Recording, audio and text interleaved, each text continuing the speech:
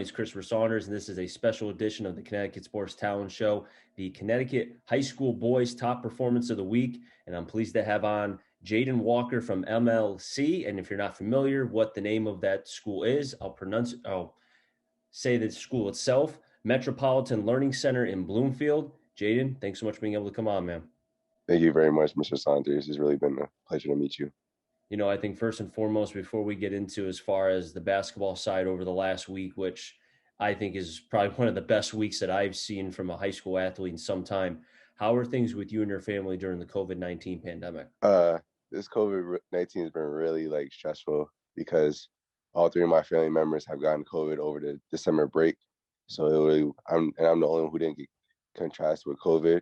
So that's been grateful. But lately we've been really strong on staying in the house, being safe, washing our hands, using hand sanitizer and all that. Just doing all the best protocols to not contrast it.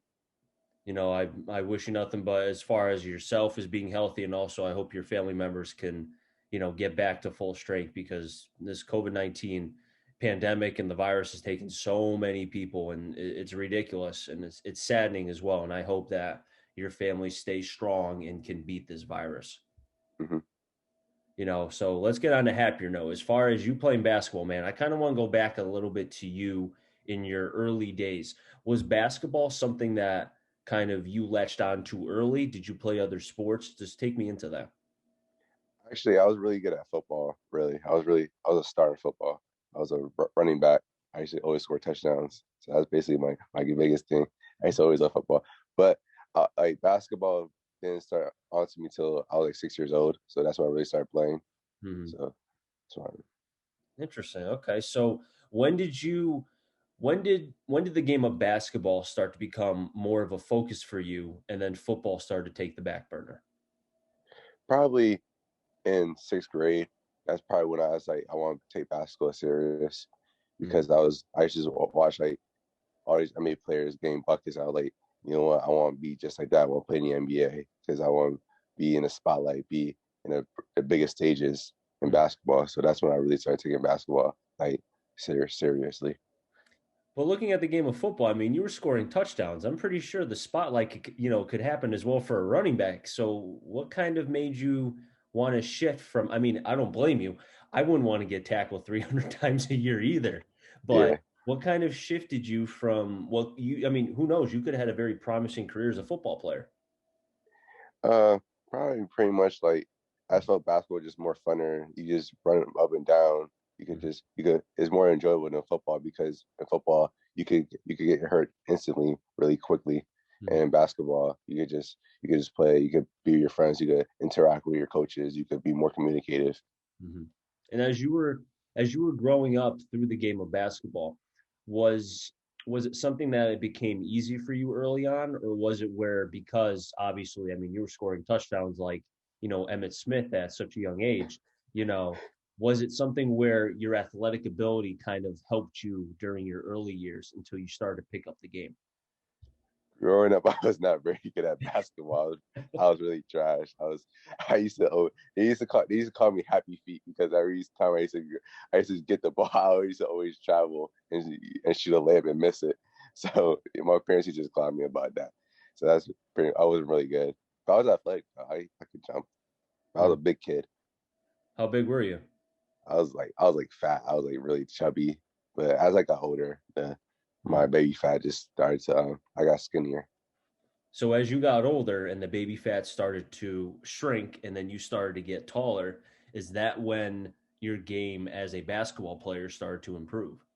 Yeah, pretty much because that's when, um, because before I couldn't really run up and down until like my dad used to get like mad at me because he was like, I'm putting too much money in basketball for you to just sit on the other side of the rim and do nothing. So that was pretty much it. Hey, I mean, you could have been, I mean, obviously now centers don't have much of a job. I mean, as far as being like, because I mean, I'm sure you watch college and the NBA, it's all about shooting. And Yeah. centers really don't have much of they're not a hot commodity anymore. So back in the day, just standing at the rim, hey, you could have had a career back then. Yeah, That's pretty funny, man. I like that Happy Feet. I think that was a movie too, wasn't it? Back in the yeah, day? it was a movie. Yeah, it was a penguin movie, right? Yeah, it was like Madagascar or something like Yeah, something like that. I mean, you were like two back then, so that. I mean, I'm showing my age. I'm only 28, but we're going way back there. But Yeah, that's pretty funny. I like that. Now, looking at kind of as you started to go into your seventh and eighth grade year, did you notice anything as far as your basketball play? Did you see yourself starting to make improvements each and every year? yeah, because I'm a big time worker and just getting better. I always mean like it was always my motto to just be better, to be the best player you could be every day because you never know which day could be your last. So I Mhm. just work hard every day and work on being the best dribbler, be best handler, best passer, best shooter, best Mhm. everything, best rebounder. Just be the overall all around player. Now, were you in eighth grade? Were you one of the top performers at your age group? Nah, what's it called? I was like average, Mhm. but I started getting better. That's when I really started like taking the game seriously, and that's when I really want to play at a college or a high school level, even professional. And speaking of the high school level, and this, I'm not familiar with this, so that's why I'm asking you. Is MLC, which is the Metropolitan Learning Center, is that a private school, a public school? It's a crash school, so more likely it's like a public school type. Okay. Interesting. Yeah, because I'm not familiar too much. I only know about a couple schools that are in the Yeah, CRAL, which is the league that you play in. And the CRAL stands for the Capital Region Athletic League for people who yeah. may not know. But as far as the MLC high school that you're at, the Metropolitan Learning Center, just kind of take me into what were your first, when you were about to enter the school, did you know anything about it? Yeah, we were pretty good. I remember they made a tournament and they made the conference championship every year, and they Mhm. always make the tournament, but they always lose the first round. So going to eighth grade, I used to always say when I get in high school, I'm gonna make this state championship team. We're not gonna lose no games in the state tournament. We're gonna always win. And then you found out your freshman year. Yeah, it's not that easy. Yeah, yeah, That's funny. So your freshman year, let's talk about that. So you get woken up about the fact that it's not that easy to just say, oh yeah, I can carry this team to a state championship. It's a little bit harder than that. So yeah, how was it your freshman year? I mean, how was as far as the training and did you make varsity your freshman year? yeah. I played varsity since the beginning of freshman year. At 5'6", 120 pounds. Jeez, dude. Oh, hey, I mean, that's completely fine. I mean, I've seen plenty of smaller players be able to play. I mean, there's a player for Sacred Heart who I just saw yesterday. I think he's probably 4'11", but he plays like he's 6 feet tall. I mean, he takes charges, he steals, a very athletic player, man. Yeah, But you talked about your freshman year. I mean, do you think in some ways being, short and kind of being as light as you were in some ways forced you to have to work on your game a little bit harder to make up for what you didn't have at the time? yeah. I realized I had to be more of a guard because I had to always get my playmaking ability, get my handle as tight as it could be, so I could make a jump and just be a factor in the game. Because sometimes I used to get my shot punched because I was so little. Oh, and it was just like these 6'5" guys just block it all the time. So that was like a Mhm. big thing. Now, Coach Gittens, he's been your coach since your freshman year, correct? Yes, sir. Yes, sir. Okay. So, and I know, his son played at Weaver and then transferred, so I know of him, and I've also known of his son as well. Um, how much has he been? I mean, just looking at your freshman year first, how much has he meant to you or did he mean to you at that time? Because I'm sure at an early age, freshman year, he must have saw your potential because when I read the articles about you over the last, week or so, he spoke very highly of you. Hmm. So what was it as far as the freshman year? Like what did he help you with your freshman year in your game? It was a struggle in the beginning because he was always on me a lot in practices, Mhm. saying because I used to not want to really pass the ball. He's always shoot all the time. We used to have like this our senior captain named Jazani, and he was like 1,000 point scorer, and he was a star player. So Mhm. honestly, I had to just work on like being a factor, being able to play without the basketball at times, Mhm. moving with screens, playing good defense, helping on D, and just making the right plays offensively and defensively. So he kind of, in some ways, and you can correct me if I'm wrong, Jaden, that he kind of got out of you the kind of what is becoming a part. And I've noticed this all the way through up to the NBA, as far as playing a lot of ISO ball. I call it the James Harden effect, where it's Yeah. everybody just stare at me. I'm just going to do the work. I mean, do you think that he kind of helped you understand that there's more than just playing ISO basketball? Yeah, he told me how to play with the basketball, without the basketball, because our offense relies about reading ball screens, Mhm. and finding the open guy and making shots. So Mhm. that's really the tune of our offense, really. So would you say that looking at your career presently now, if you didn't have Gittins there to be able to help you, or if he didn't even say anything about, what, you could stick to shooting the ball 50 times, do what you got to do. I mean, you'll get your points, but whatever. Do you think if you stuck with that approach, you may not be the player that you are now?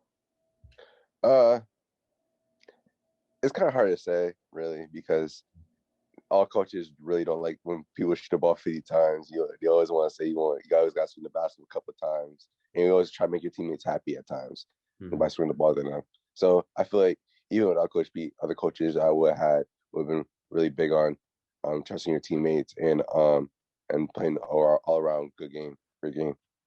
Now, with your freshman year being about not shooting the ball and playing more of, without the basketball as much as you have the basketball, what other adjustments and changes and improvements did you make from your sophomore year and your junior year as well? First of all, I grew and I got stronger. Hmm. I got really stronger because I was like 5'6", then I went to like 5'11", like 5'10", 5'11" ish. So it was like a mini growth spurt, and then I started seeing like the weight, my strength and conditioning started getting a lot better, and I was just over the best player in the court most of the time. So, what's your present height right now? 6'2". Okay. So, do you think that you'll be growing any more? Do you think you've stopped or?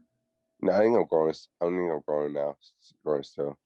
Okay, that's good. I mean, I think, looking at kind of the development from your freshman year till now, I think, and you could attest to this, if you make the improvements from your freshman year all the way through each year, if you keep improving, then I mean, I had a college coach tell me if you're not getting better each day, you're not only getting older, you're also getting worse. And there's also players ahead of you, either younger or older, who are doing the necessary steps to improve.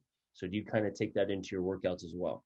Yeah, I feel like that's really big. That's how me and my family really approach, and my trainers approach that. Because you feel like if you're not getting better, you're getting worse. Because if you're just sitting home eating chips and stuff like that, and the other guy is working 2 times a day, working his butt off, they're gonna pick him over you. And I'm glad that you mentioned that about the eating chips part because this pandemic, going back to when the pandemic first started, when everything was shut down, how did you keep yourself not just mentally focused, which is a strain in of itself because there was nothing really to do, gyms were closed and you basically had to be confined to your house, but also physically because you had to make sure that, like you said, you didn't get yourself either overweight or out of shape to the point where if there was a season down the road, you would not be 3 to 4 weeks away from being even close to your potential basketball wise. So this quarantine, me and my parents decided like we're not gonna take no days off. We feel like there's gonna be a separation year because we feel like the if we keep training every day during this quarantine, and with my trainer Dante Johnson, then we're going to be better than the other guys who are sitting at home and not getting better and just sitting. That's pretty much it. So during the summer, when things were starting to open up in a way, I'm assuming you were on the basketball court when the sun was out and it was hot. And I'm Yeah. sure that you were taking shots left and right, correct? Hmm. And how, when you were taking those shots, were you thinking at the time that, even if there's, looking back now, I mean, I'm so happy there's a season, but did you even think that there was going to be a season at that point? I always knew there was going to be a season. Really, I always felt like there was going to be a season Hmm. because I feel like you just can't like if you don't have a season, then it's going to hurt a lot of kids. First of all, recruitment wise, and just playing their last year with their best friends and their coaches that they've been playing with since their fifth, sixth grade. So that was pretty my biggest thing. I always felt there was gonna be a season. And with you being a senior too, you need to have this year because you're trying to get opportunities to get looks. And also, you want to finish what has been a fantastic career with hmm MLC, hmm and that's something where, how was that as far as communicating with your teammates and Coach Gittens and all that? I mean, how did you all make sure? Because I'm sure Coach Gittens was sending you messages to everybody, just making sure everybody was working. But how did you specifically with your teammates make sure that everybody was staying on the same page?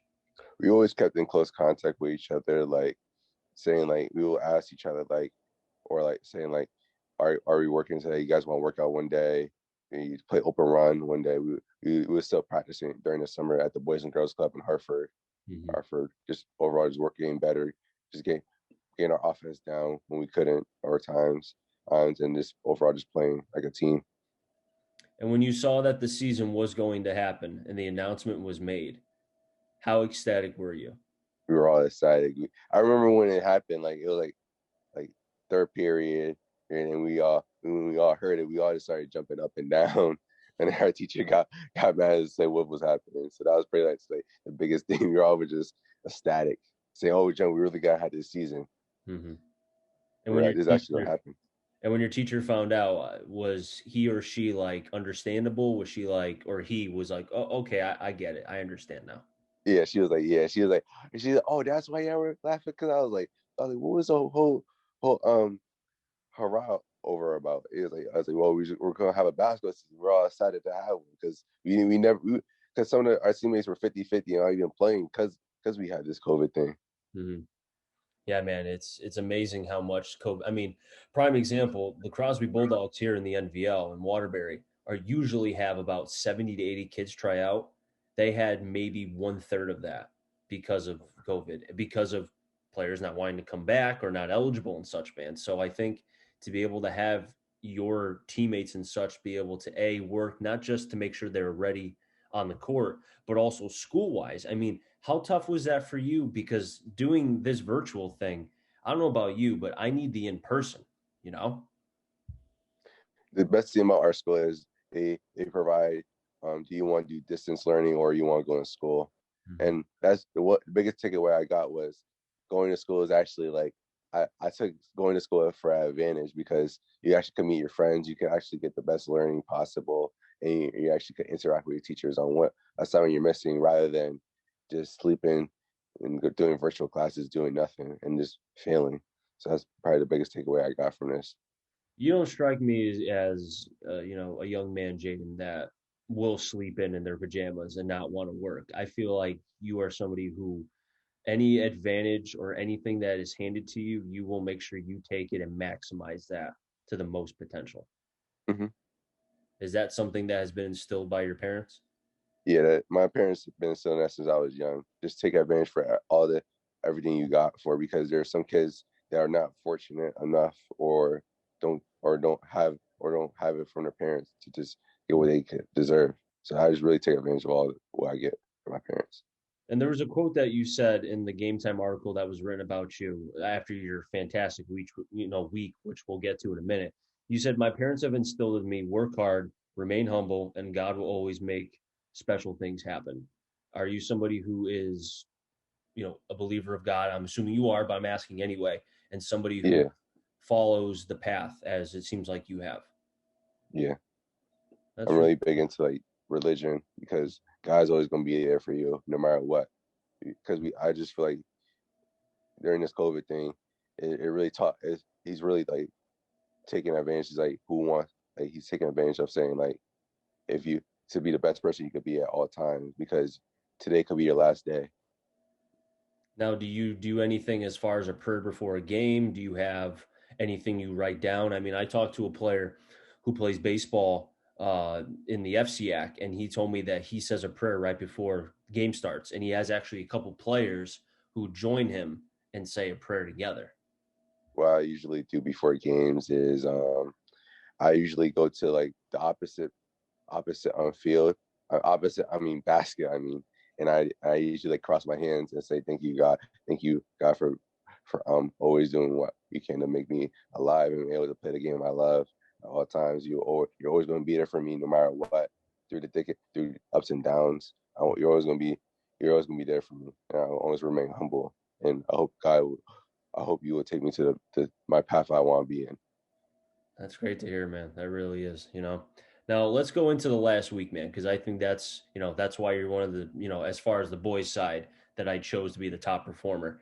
You know, did you even know, as far as you know, I'm sure you did know about how close you were to the 1,000 points, but going into that game, was it something that as soon as tip off goes, you thinking about the points is off, or did you know during the whole game, okay, all right, I need 14, I need 12, I need 10. Was it something like that? Yeah, going to the game, I was at 996. I needed 4 points away from the 1,000 point Hmm. because me and my mom's been doing this since my freshman. She always been counting up my Hmm. points. So going to the game, I actually was struggling. Actually, I literally went 0 for 7 my first 7 shots, and they were all felt good. But Hmm. once I got a rebound, I got a foul, made 2 foul shots. Hmm. Then one of the kids from we were missed, and our big guy threw it to me, and I got a layup. And all I see is my teammates start clearing me and saying, "You got it, you did it, congrats, Jaden." And just take me into that moment because I think another reason why, there needed to be a high school season because not just for the fact of being able to play with your friends, not just because it brings some sort of normalcy and allows, the young men and women to be somewhat sane again after everything that has gone on, but you also have records by numerous players who are close to the 1,000 point scores like yourself. There was a kid for Sheehan. I saw others as well who have hit the 1,000 point. You have coaches. I saw the head coach from Prince Tech who just got, I think, his 400th win or something like that, which is great. So just take me into that emotion when you scored the 1,000 point. I was like, I was thinking about all the hard work, all the nights I was depressed, not making shots or making shots. I was like, all the hard work I put in is actually starting to come in, and I was like, this 1,000 point is just a memorizing of how much work I put in. Now, after that day was done, I mean, not knowing what the next day was going to bring, which is, Hmm. something we'll get to in a minute. How were you physically? Because I'm sure between knowing how many you needed and then scoring the amount you needed, I mean, you scored 37 against Weaver, and then just all the emotions going into that game and then after the game. Were you physically and mentally drained? What was it? Uh, I wasn't actually physically and mentally drained. I was just feeling like Hmm. it's actually what I deserve because I've been putting all this work in. But I knew this was going to come one day or another. Okay. And then the following day on Tuesday, you shattered the school record, 52 points in a double overtime against University. I Yeah. mean, were you even surprised in yourself that you scored that many points? No, not really. I didn't. I wasn't really shocked. Actually, going to that game, I didn't feel like scoring really because we usually beat the team usually by like 20 to 30 points, Uh-huh. and and I was feeling like shin splints a lot this Mhm. game, so I had like and but going to the game, I wasn't feeling it, but then I started like just saying I gotta make this team win because we were down by like 15, and Mhm. I was like, oh, we gotta come back now. So I started like cooking up, and then we went to overtime, and then they had a lead, and then we just came back like this, like literally like 11 seconds, and I got we got he missed a free throw, and I got the rebound, dribble pull up three, and I made it. I was like, yeah, we're gonna win this game now because they were like mentally drained from that point. Then we just took over the game. I like that. You started cooking up. You started getting on fire, right? You're like, all right, Yeah. I gotta turn it on to another gear because my team needs me. And oh, did they get you 52 points? I mean, I can't tell you I've seen too many games in my broadcast career where I've seen over 50 points. I can count on one hand. And I think that for you to be able to do that with everything that gone on with the pandemic, and obviously the pandemic is still going on, but do you think the last 2 days have kind of, in some ways, with all the hard work that you've put in from the time that you were younger until now, do you think it's kind of come full circle? Because, like you said, God had a path for you, still has a path for you. And Hmm. this was, in some ways, his reward to you for all that you've done to be able to be as prepared and stay humble, like you've mentioned many times. Hmm. I just feel like it's just I just feel like I'm still not done yet. I feel like I still got more left to do. Hmm. I know this is one accomplishment, but I'm trying to get even more. I'm still hungry to get even more accolades and more accomplishments because I'm not trying to be satisfied with this one performance. I feel like I could do it all the time. And you know what? I don't doubt you at all, Jaden. I think you can do a lot. And I haven't seen you play, and it's a shame that I may not be able to, but you've got the talent, man. I think you got Yeah. something special going on. You know, Hmm. Jaden, I do have one more question for you, and I really do appreciate you coming on, spending some time being the top performer from my pick as far as for Connecticut boys basketball. Now, you Hmm. told me you're not being recruited, and that's completely shocking to me. I don't understand that. I don't have words for that. But for potential coaches and such at the college level who follow me and such, what could you possibly how would you sell yourself right now to them if they are watching this? I just want to tell them that I'm a winner. I'm a winner at all costs. I do anything to win. Even that means scoring 50 points like I did, or getting 35 rebounds, 20 assists, and 0 points. I'll just do anything to win and just be a winning player. Just be the best player I could be. Jay, and I wish you nothing but the best of luck the rest of the way. And I hope you have an opportunity to be able to end your career on a high note. And also, Hmm. too, as far as scouts are concerned and college scouts, I hope they give you an opportunity because you definitely deserve it, man. Thank you. That'll wrap things up in the Connecticut Sports Talent Show. So until next time, stay safe. And remember, CT stands for Connecticut Talent, and I'm on a journey to find them all. Have a good one, everybody. Enjoy the rest of your day.